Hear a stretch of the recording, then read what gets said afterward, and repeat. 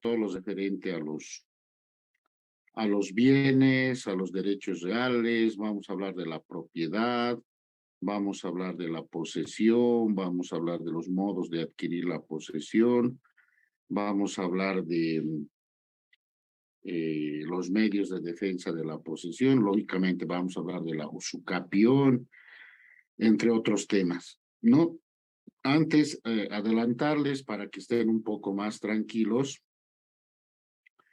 el material para que ustedes puedan estudiar se les va a hacer llegar a través de la fotocopiadora, es decir, todo lo que vamos a ir avanzando de manera puntual, es decir, vamos a abarcar de cada tema lo más importante, todo ese material y para que ustedes tengan y lo puedan estudiar, lo voy a dejar en la fotocopiadora al frente de la facultad, es decir, que todos estén o no estén en clases, van a poder tener este material. Pero lógicamente lo ideal es de que todos, o por lo menos la mayoría, estemos en clases para atender, para preguntar, para absolver algunas dudas, ¿no? Pero les repito nuevamente, el material de estudio, tanto para el tercer parcial como para el examen final, es decir, las dos pruebas que nos faltan en la parte de los bienes o los derechos reales, lo van a tener. Yo les voy a hacer llegar ese material, que es un material bastante puntual, bastante resumido, pero que abarca lógicamente lo que vamos a ir analizando, ¿ya? Entonces, ni bien yo deje el material en la fotocopiadora de la universidad, les voy a hacer conocer, por favor, ¿ya? Bueno, entonces empezaremos, por favor. Ahora, como les decía, vamos a hablar de lo que viene a ser la segunda parte de la materia como tal. La materia en sí refiere a las personas que ya hemos visto y ahora vamos a hablar de los bienes o los derechos reales. Y precisamente de los derechos reales vamos a hablar en este primer tema. Cuando hablamos de derechos reales, automáticamente tenemos que hablar de patrimonio, ¿no? Entonces, el primer subtítulo de este tema refiere al concepto de patrimonio. ¿Qué es el patrimonio? El patrimonio muchas veces pensamos que solamente contempla aquel conjunto de bienes, ¿no? Pero el patrimonio va mucho más allá de solamente un conjunto de bienes. Se dice que el patrimonio es precisamente aquel conjunto de bienes, ya sean muebles, inmuebles, acciones, derechos, obligaciones, es decir, activos, pasivos, que posee una persona y que son susceptibles de estimación económica o que tienen un valor económico, un valor pecuniario, ¿no? Entonces, cuando escuchemos la palabra patrimonio, automáticamente se nos tiene que venir a la mente todo lo que posee la persona y que sea valuable en dinero. Es decir, todo lo que ustedes poseen, todo lo que ustedes tienen y sobre lo cual ustedes tienen el derecho como propietarios, como tal, todo lo que les pertenece en palabras sencillas y que sea avaluable en dinero es considerado patrimonio, ¿no? Repito. Entonces, el patrimonio es aquel conjunto de bienes, ya sean muebles, inmuebles, acciones, derechos, obligaciones que posee una persona y que son avaluables en dinero o tienen una estimación económica. Si hablamos del origen de la palabra patrimonio, como casi todo en derecho, proviene del latín patrimonium, que precisamente hace mención a ese conjunto de bienes, acciones, derechos, obligaciones, etcétera, que son avaluables en dinero. Se dice también que no se puede concebir la idea de una persona que no tenga patrimonio, es decir, que todos, absolutamente todos, sí o sí tenemos un patrimonio. Inclusive aquellas personas que en algún momento, seguramente ustedes también lo vieron en las calles, nos piden alguna colaboración, alguna ayuda, etcétera, económica, esas personas también tienen su patrimonio. Inclusive algún autor dice que inclusive los andrajos con los que uno viste son considerados el patrimonio de esa persona, ¿no? Entonces, el patrimonio es todo aquello que tiene un valor, una estimación económica y que pertenecen a una persona. Dos, derecho patrimonial. Hace un momento, cuando hablábamos del patrimonio, decíamos también de que dentro de ese patrimonio también están los derechos patrimoniales, es decir, aquellos derechos que tiene la persona sobre determinados actos que va a realizar. Es decir, acá no hablamos propiamente de bienes ni muebles, de inmuebles, sino hablamos de derechos que una persona tiene o ejerce sobre un acto que va a realizar y que posiblemente recaiga sobre un bien material o recaiga sobre un bien inmaterial, como lo vamos a ver en un momento. Los derechos patrimoniales son aquellos que tienen también un contenido económico, lógicamente, y que sirven para satisfacer las necesidades económicas del titular y que pueden ser apreciables en dinero. Entonces, los derechos patrimoniales son aquellos que tienen un contenido, un valor económico, aquellos derechos que nosotros tenemos y que son avaluables en dinero, son considerados derechos patrimoniales. Estos derechos patrimoniales que nosotros tenemos, que las personas tienen, sirven, dice, para satisfacer las necesidades del titular y que lógicamente van a ser apreciables en dinero. Por ejemplo, una persona tiene su vehículo, su casa y su terreno. Tiene ese derecho patrimonial sobre estos bienes plasmadas en el ejercicio de la titularidad plasmada también o registrada en derechos reales, si corresponde por el vehículo en tránsito, etcétera. Entonces, esos son derechos patrimoniales, ¿no? De acuerdo a la doctrina generalizada, se dice que los derechos reales se dividen en tres categorías principales, o mejor dicho, los derechos patrimoniales, perdón, se dividen en tres categorías. En otras palabras, ¿qué derechos están dentro de los derechos patrimoniales? Están los siguientes. Uno, los derechos reales. Dos, los derechos personales. Y tres, los derechos intelectuales. Entonces, repito nuevamente, dentro de los derechos patrimoniales que posee o tiene o le pertenecen a una persona, están considerados como derechos patrimoniales los derechos reales, los derechos personales y los derechos intelectuales. Los derechos reales, con mucho criterio, señala el profesor Borda, y nos dice que derecho real es un poder o facultad que se tiene directamente sobre una cosa. El típico o el más importante es la propiedad, que importa un poder de señorío, de goce y principalmente de disposición de la cosa. Ahora vamos a desarrollar este concepto. Voy a volver a repetir. Dentro de los derechos patrimoniales, primeramente tenemos los derechos reales. ¿Qué son los derechos reales o qué es un derecho real según el profesor? Es un poder o facultad que se tiene directamente sobre una cosa. Es decir, es ese poder o facultad que tiene una persona sobre una cosa que le pertenece, sobre un bien, una cosa que es de su propiedad.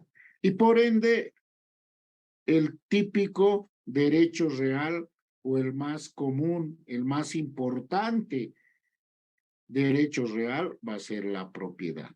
Si en algún momento preguntamos cuál es el derecho real por excelencia, la respuesta es la propiedad. El derecho real por excelencia, el más importante que tiene la persona es la propiedad. ¿Por qué? Porque el propietario es el único quien puede ejercer el derecho de usar, gozar y principalmente de disponer sobre ese bien, sobre esa propiedad que le pertenece. Entonces, repito, el derecho real es el poder o facultad o señorío que tiene una persona sobre una cosa. El típico o el más importante o el derecho real por excelencia es la propiedad. ¿Por qué? Porque el propietario es el único quien tiene el derecho de usar, gozar y principalmente disponer de la cosa o del bien. B. También dentro de los derechos patrimoniales están los derechos personales. Dentro de los derechos patrimoniales también están los derechos personales. Antes de ingresar a ver qué son los derechos personales, es importante realizar la diferencia con los derechos reales. ¿En qué se diferencian los derechos personales de los derechos reales? Hablamos de derechos reales, decíamos, hablamos de un poder o facultad que la persona tiene sobre una cosa, es decir, hablamos de una relación, de un poder, de una facultad que tiene una persona sobre una cosa. Por ejemplo, el propietario de un bien sobre su casa, su terreno, su vehículo, etcétera. Hay una relación entre una persona y el bien que le pertenece y la facultad de disposición que tiene sobre sí. En cambio, cuando hablamos de los derechos personales, hablamos de una relación o vínculo jurídico que existen entre dos personas. Ya no hablamos de una persona y el poder o facultad que tiene sobre una cosa o un bien. No.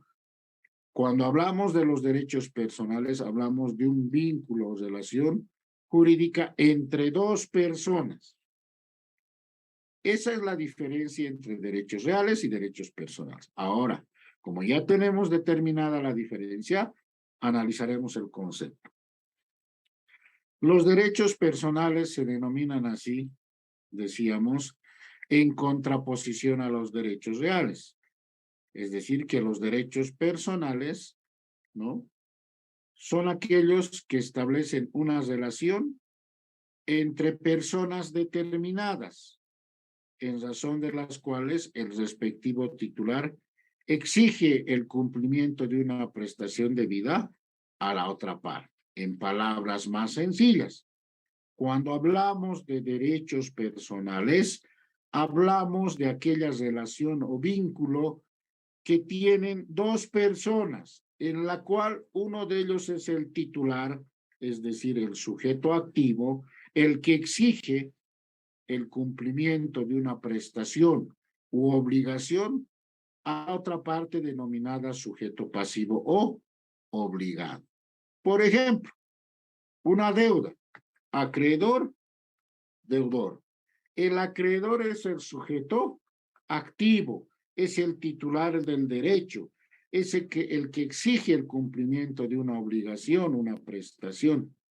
Por el otro lado tenemos al sujeto pasivo o deudor u obligado, quien es quien tiene que cumplir con la prestación o obligación debida a favor del acreedor. Entonces ahí hablamos de los derechos o vínculo que va a unir a dos personas, sujeto activo, titular del derecho, sujeto pasivo obligado, es decir, acreedor y deudor. Luego tenemos los derechos antes, ¿no? Para ampliar esta parte de los derechos personales. No olviden que decíamos que los derechos personales, al igual que los derechos reales, están dentro de los derechos patrimoniales. Ahora, la pregunta es, ¿por qué los derechos personales están dentro de los derechos patrimoniales? La respuesta es sencilla. Si hablamos de una deuda, de un crédito en la cual el acreedor le presta al deudor $50,000 y el deudor garantiza el cumplimiento de esa obligación con la entrega de un bien, con la hipoteca de un bien o la prenda de un determinado bien, ahí está el aspecto patrimonial. ¿Por qué? Porque el acreedor, ¿qué le está entregando al deudor? Patrimonio, dinero. Lógicamente decíamos que el patrimonio es todo aquello que es avaluable en dinero. Y por ende, el solo hecho de pensar en dinero, lógicamente la explicación está por demás. En calidad de garantía, ¿qué está entregando el deudor, el obligado?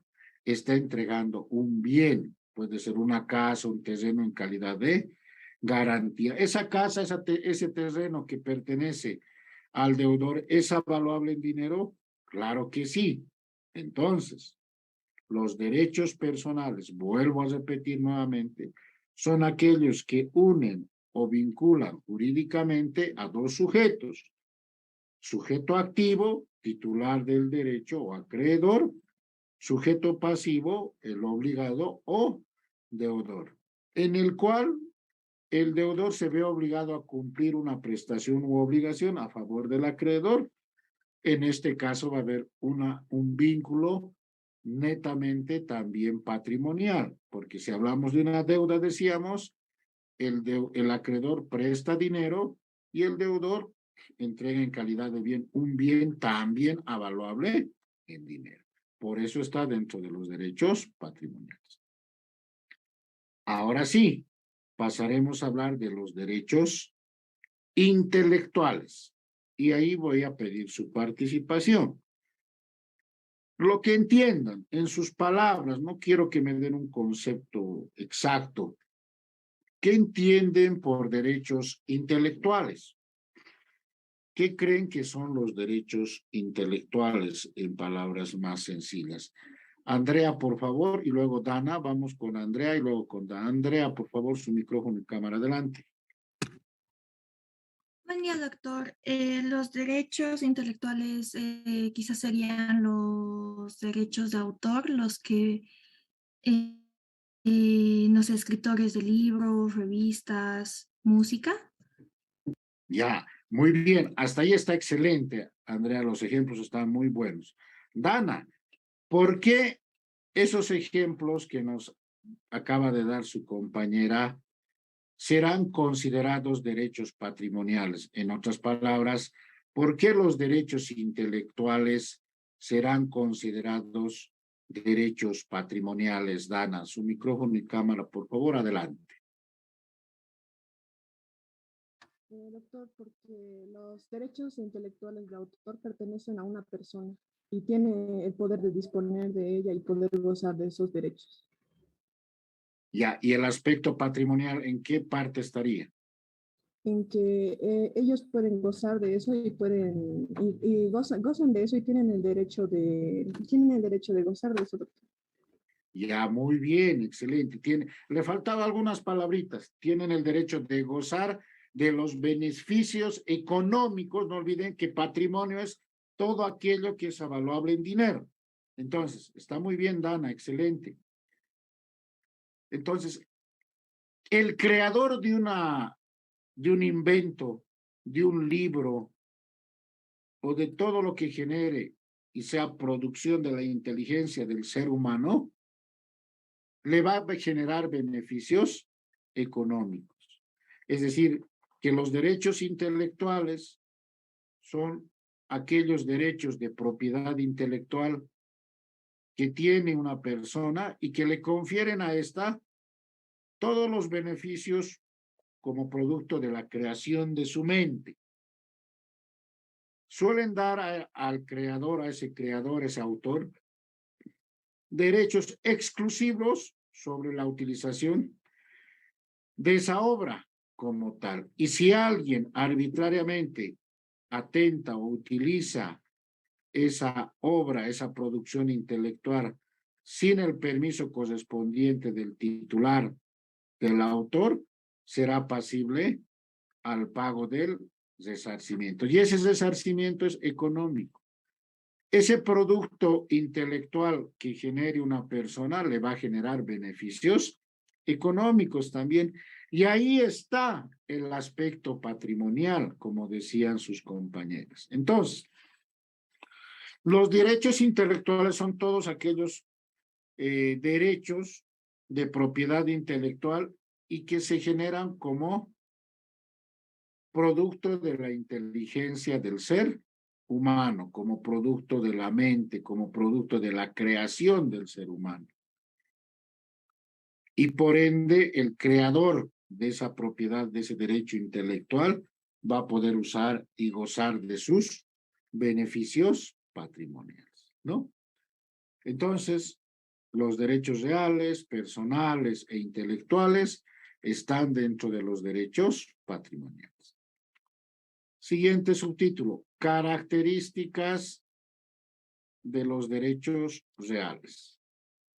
Características de los derechos reales.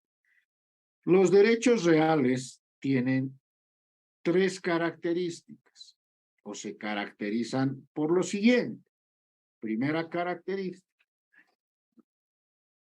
Los derechos reales son absolutos. Los derechos reales son absolutos. Los derechos reales solo pueden ser creados por la ley. Segunda característica. Los derechos reales solo pueden ser creados por la ley. Tercera característica.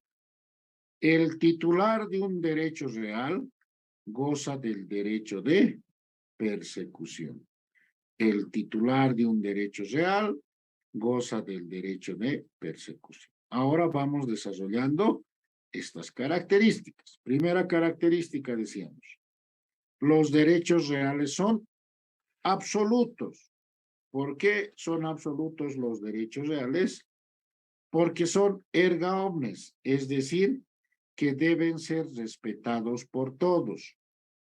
Son absolutos porque absolutamente todos tienen la obligación de respetar, ¿no? Por ejemplo, el derecho a la propiedad de una determinada persona. Y quien pretende perturbar, molestar a ese titular sobre el goce y el ejercicio de la cosa que le pertenece, ese titular, ese propietario, puede llevar adelante diferentes acciones reales para hacer respetar ese su derecho como tal, ¿no? Es decir, puede acudir a las vías legales, judiciales que correspondan para poder hacer respetar ese su derecho. Por eso se dice que los derechos reales son absolutos. Repito, ¿por qué son absolutos? Porque absolutamente todos tienen la obligación de respetar esos derechos reales que ejerce una persona sobre determinados bienes. Dos, los derechos reales solo pueden ser creados por la ley. Repito, los derechos reales solo pueden ser creados por la ley. Es decir, que la ley es la única que establece cuáles van a ser considerados derechos reales.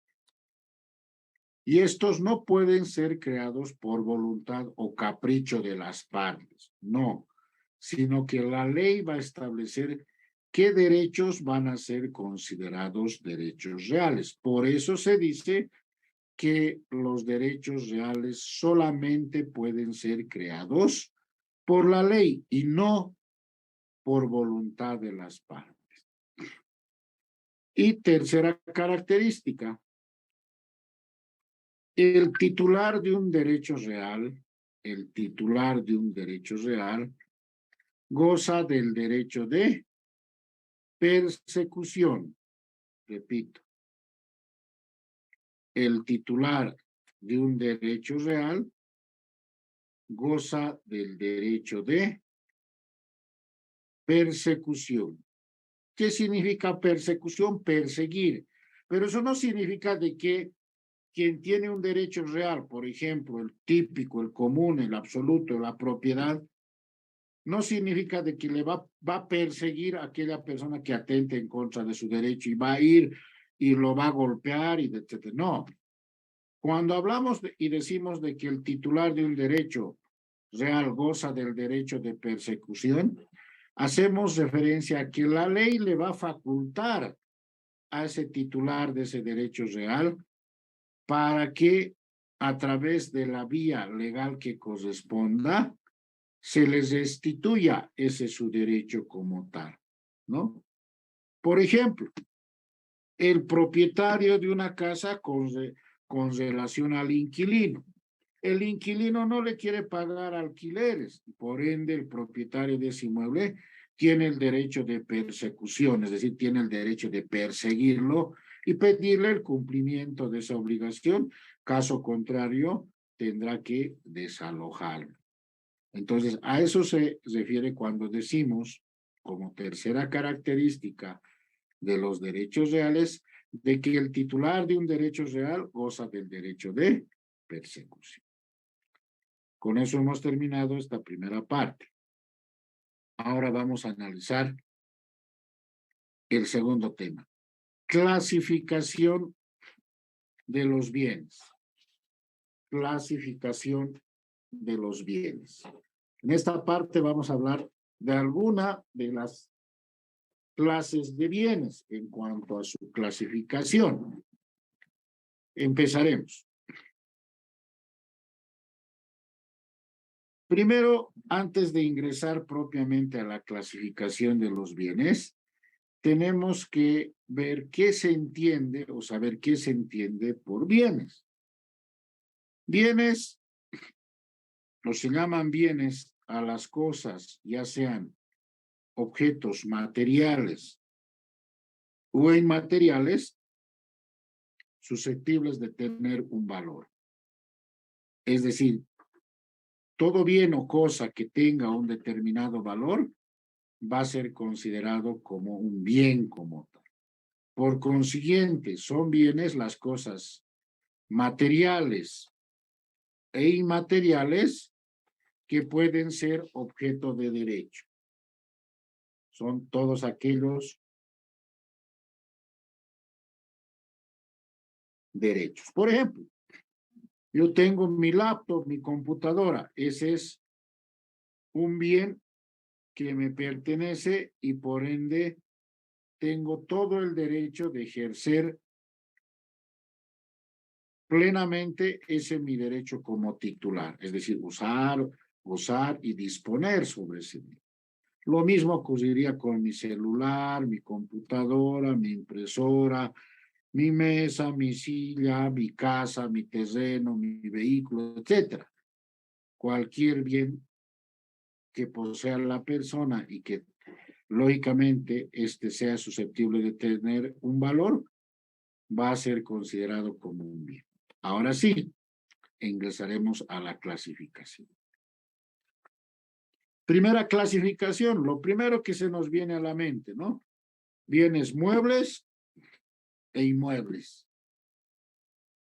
Y esto también lo han visto en derechos humanos y si no lo van a ver posiblemente, ¿no? ¿Qué son los bienes muebles? ¿Qué son los bienes inmuebles? Un bien mueble es aquello, todo aquello que es móvil, como su nombre lo indica, es todo aquello que es susceptible de desplazamiento o de movimiento. Por ejemplo, yo quiero alzar en este momento mi computadora, mi laptop y trasladarme a otro lugar o llevarlo a mi oficina o llevarlo a otro lugar, ese es un bien mueble. ¿Por qué? Porque es susceptible de desplazamiento o de movimiento. Noción opuesta al inmueble. El inmueble, a diferencia del mueble, expresa una fijación, estabilidad y no es susceptible de desplazamiento alguno. Por eso se llama inmueble, inmovilizado, estar inmovilizado, está fijado, es estable, no es susceptible de desplazamiento. Por ejemplo,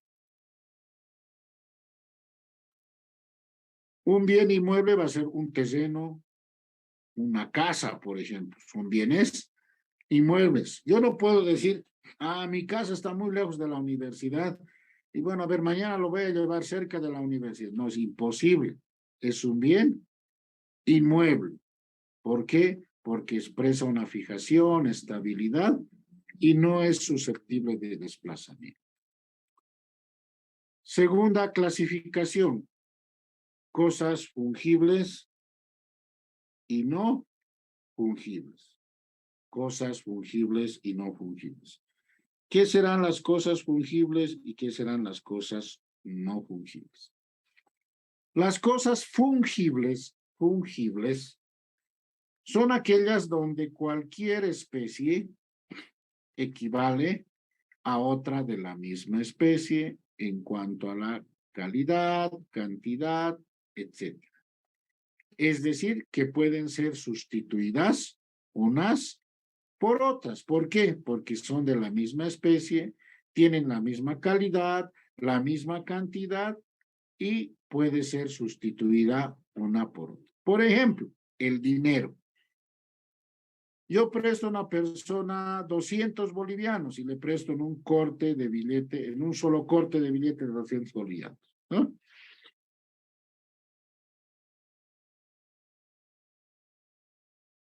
¿Esa persona me tendrá que necesariamente devolver el mismo billete? No. Me puede devolver 2 billetes de 100, 4 billetes de 50, billetes de 20, de 10 o finalmente monedas, porque al final dinero es dinero y es fungible. ¿Por qué? Porque se puede sustituir. Lo único que se tiene que mantener es la calidad, la cantidad en cuanto a su especie. En cambio, las cosas no fungibles no pueden reemplazarse, es decir, no se pueden reemplazar, pues tienen condiciones particulares que lo impiden. Es decir, son únicas en su especie. No hay dos.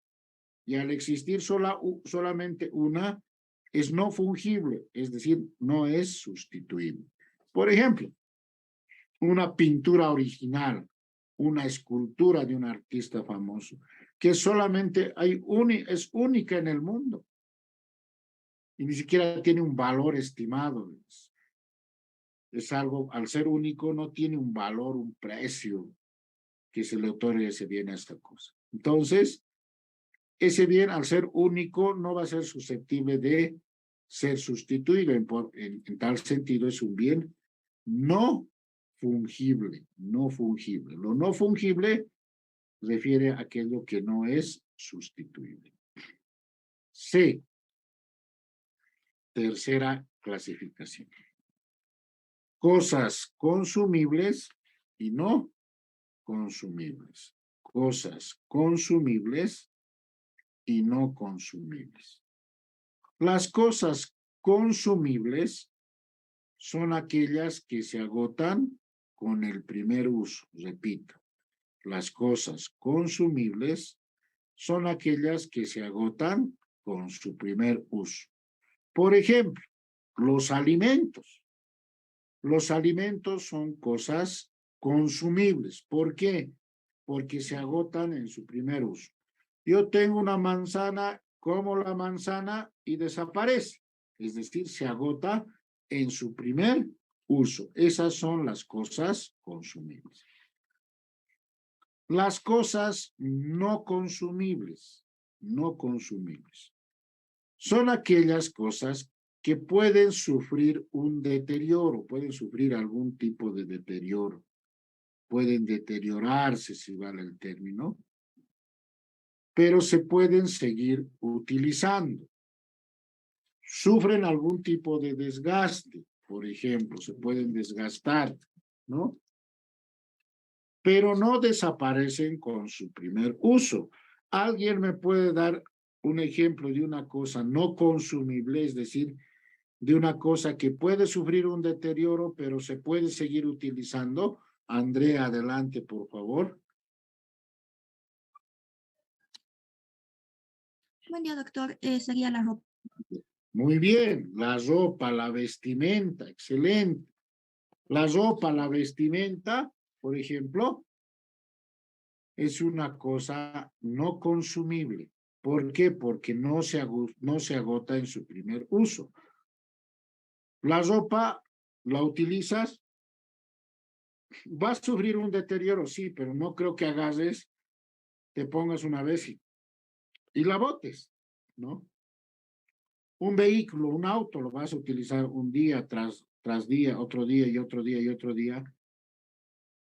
Se va a ir desgastando, pero lo vas a seguir usando, utilizando. Una casa, lo propio, ¿no? Entonces, a eso se denominan cosas no consumibles. D, cosas divisibles e indivisibles. Cosas divisibles e indivisibles. Las cosas divisibles, como su nombre lo indica, son aquellas que permiten ser separadas o que pueden separarse las cosas divisibles en partes, pero sin perder su esencia ni su valor. Es decir, son aquellas cosas que se pueden dividir, se pueden separar, pero que al separarse en partes no van a perder su esencia ni su valor. Por ejemplo, un terreno. Yo tengo un terreno de 1000 metros cuadrados que tiene un valor de, supongamos, $20,000. Mi terreno de 1000 metros vale $20,000. Pero decido dividirlo en 4 terrenos de 250 metros cuadrados. Los estoy dividiendo. ¿Van a perder su esencia? No, va a seguir siendo terreno. ¿Va a perder su valor? No, porque esos 20,000 bolivianos también los divido en 4. Y por ende, cada terreno va a tener un valor de $5,000. Entonces, a eso se llaman cosas divisibles. Al igual que el dinero es divisible porque se permite su fraccionamiento, ¿no? En cambio, las cosas indivisibles son aquellas que al separarse en partes,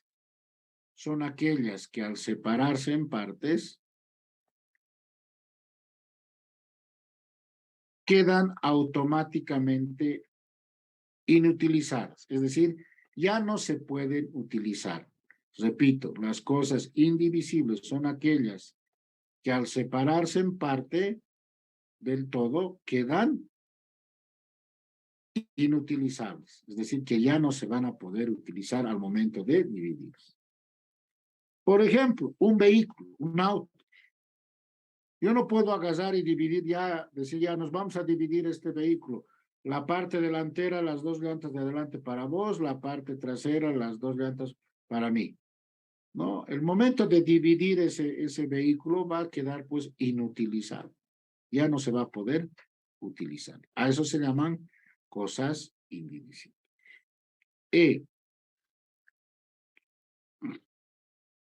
Cosas registrables y no registrables. Cosas registrables y no registrables. Algunos bienes requieren o no la inscripción en un registro especial. Es decir, que para que el bien que una persona posee pueda ser usado, gozado plenamente, tiene que necesariamente ser registrado como tal en alguna institución del Estado llamada por ley, en palabras más sencillas. Por ejemplo, una casa, ¿dónde la tengo que registrar al momento de comprarla? O solamente compro con un documento privado y ya. ¿Dónde tendré que registrar esa mi casa, mi terreno que me estoy comprando para yo poder usar plenamente y gozar plenamente como propietario? ¿Dónde registro la propiedad de mi terreno, de mi casa?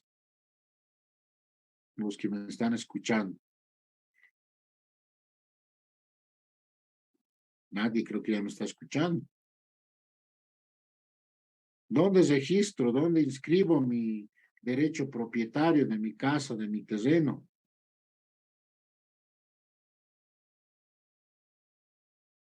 A ver, levanten la manito, su micrófono y cámara y participamos. Estamos hablando de las cosas registrables. Están enviando mensajes y es correcta la respuesta. Varios ya lo señalaron. Se registra ¿dónde? En derechos reales. Lo que quiere decir que las cosas registrables, repito nuevamente, son aquellas que necesitan o requieren sí o sí de un registro especial. Es decir, que si no las registras, por ejemplo, tu casa, tu terreno en derechos reales, no vas a poder ejercer plenamente tu derecho propietario.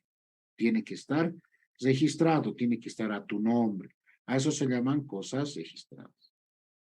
O tu vehículo, lo tienes que registrar, tienes que cumplir con todos los trámites, pasar por la alcaldía y terminar en tránsito y que estés registrado en la unidad de registro de vehículos, ¿no? Entonces, esos son cosas registradas. En cambio, las cosas no registrables son aquellas que no necesitan un registro previo ante una entidad competente del Estado, como es derechos reales o tránsito. Por ejemplo, me compro un juego de living, un juego de comedor, sillas, mesas, estantes, libreros, etcétera. No lo voy para poder gozar plenamente de ese mi derecho como propietario, no necesito registrarlo en ninguna parte, ¿no? Suficiente con que tenga la posesión y yo he adquirido esos bienes para gozar plenamente como propietario. Finalmente, y con esto terminamos, última clasificación. Cosas principales y accesorias. Cosas principales y accesorias. Empezaré diciéndoles lo siguiente. Se dice que lo accesorio corre la suerte de lo principal. Repito, se dice que lo accesorio corre la suerte de lo principal. ¿Qué significa? Que lo que le pase a la cosa principal automáticamente afecta a la cosa accesoria. Por ende, las cosas principales son aquellas que existen de forma independiente de cualquier otra cosa. En otras palabras, son cosas principales aquellas que para su existencia no necesitan, no requieren de otra cosa para poder existir.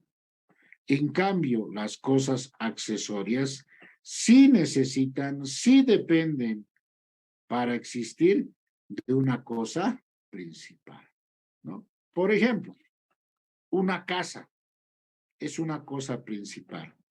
Una casa vacía, un inmueble vacío, sin muebles, por ejemplo, va a seguir siendo casa, no necesita de bienes muebles para hacer una casa, va a seguir siendo una casa. Pero los muebles, una cocina, un refrigerador, un living, un comedor, sin una casa pierden su esencia, no van a estar en la calle, ¿no? Entonces la esencia la van a perder porque son cosas accesorias y se dice que lo accesorio corre la suerte de lo principal. Repito, las cosas principales tienen existencia e independencia propia. En cambio, las accesorias para existir y cumplir su finalidad, su esencia, requieren sí o sí de una cosa principal. Por eso se dice que lo accesorio corre la suerte de lo principal. Bueno, con eso hemos terminado estos dos temas. El primero, generalidades sobre los derechos reales y segundo, la clasificación de los bienes, ¿no? Ni bien lleguemos al tema número 6 o 7, si no me equivoco, vamos a rendir ya solamente de esos pocos temas nuestro tercer parcial. El material les voy a hacer llegar, lo voy a dejar en la fotocopiadora al frente de la facultad, pero ni bien lo deje, les voy a enviar un mensajito al grupo de WhatsApp para que pasen a recabar el material tanto del tercer parcial como del examen final, que es de donde estamos avanzando y llevando adelante las clases. Así todos vamos a tener el mismo material y solamente de ese material se van a realizar las preguntas correspondientes del examen. ¿Ya? Entonces, por hoy quedamos acá. No olviden, esta noche voy a trabajar y mañana, hasta mañana van a tener ya sus notas parciales, aunque ya las tienen de los dos primeros parciales. Lo que nos faltaría sería el trabajo práctico. Ya, así vamos a tener una idea de cómo estamos hasta acá, aunque tenemos todavía el 40%, 40 puntos que no han sido evaluados aún, ¿no? Entonces, todos tenemos la misma oportunidad de mejorar, de consolidar nuestra nota, nuestro promedio y, lógicamente, tener una nota bastante considerable. Bueno, quedamos acá y Dios mediante nos vemos la siguiente clase. Tengan ustedes muy buenas tardes. Hasta luego, jóvenes, o buenos días, perdón. Hasta luego.